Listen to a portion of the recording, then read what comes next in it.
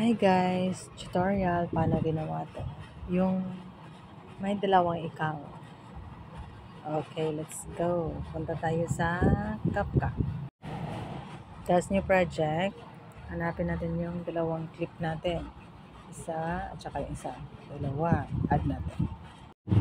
Dito na tayo sa first clip. Highlight. Tapos ano muna natin kasi masyadong madilim, so dagdagan natin ng brightness niya konti lang. Ganito lang. Oops, ganito lang. Okay. Tapos punta tayo sa second clip.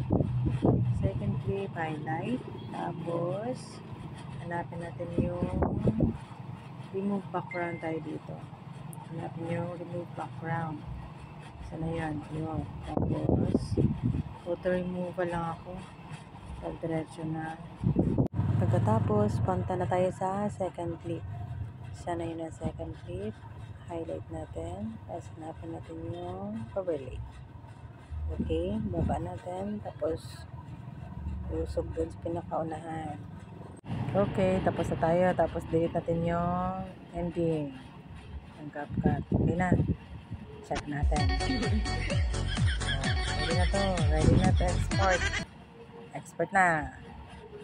Okay. Thank you for watching.